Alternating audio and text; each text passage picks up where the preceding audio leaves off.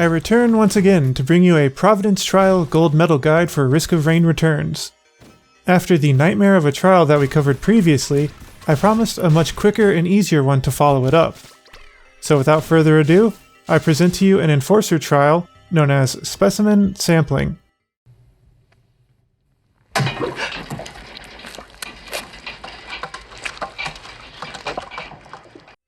Completion of the Specimen Sampling trial with at least 4 Gips worth of material will earn you Enforcer's alternate secondary ability, Shield Tackle.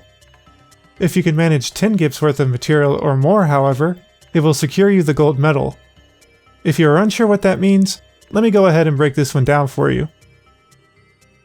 You start as Enforcer with just a single hit point and only your Shield Tackle ability active and 1 extra charge available. The idea is to get the 2 Gups to follow you across the whole stage while you avoid enemies, projectiles, and hazards. You want to bring both Gups to the end and secure them safely in the extraction pods. If you manage to bring both Gups across the level and they are in their largest form, it will be enough to award you the gold. This is a super simple trial, and I believe I received the unlock after my 2nd attempt and the gold medal on my 3rd or 4th, which is probably a personal speed record for trial completion.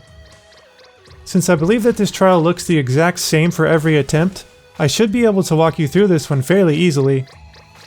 Keep in mind that there are probably many ways to go about it, but this is what worked for me.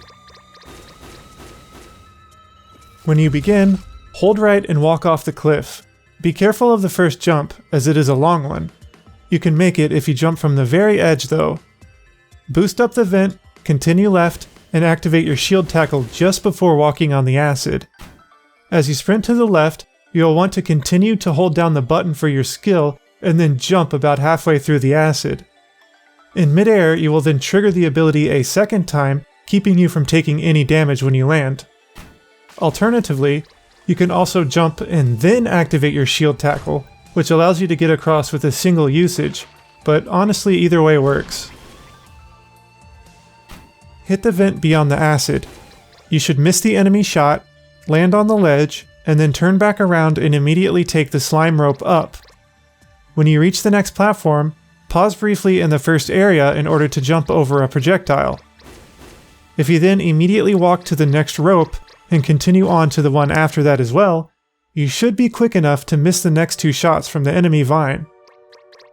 Pause for another brief second in the end area here, and then climb up after the final projectile passes.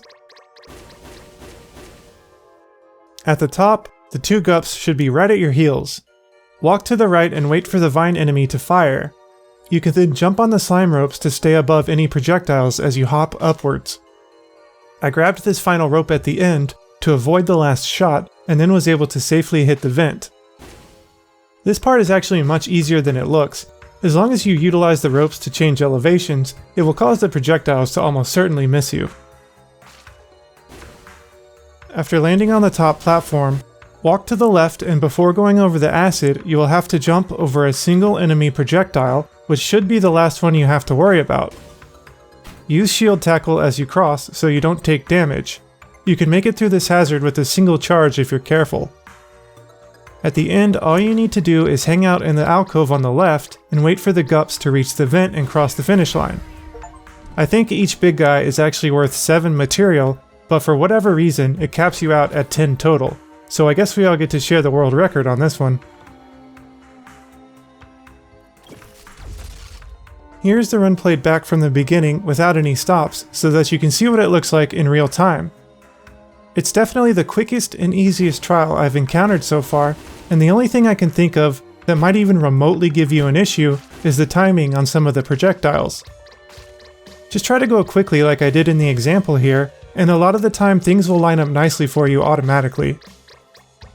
Other than that, if you try to copy the route I take, I see no reason why you shouldn't end up with the same result.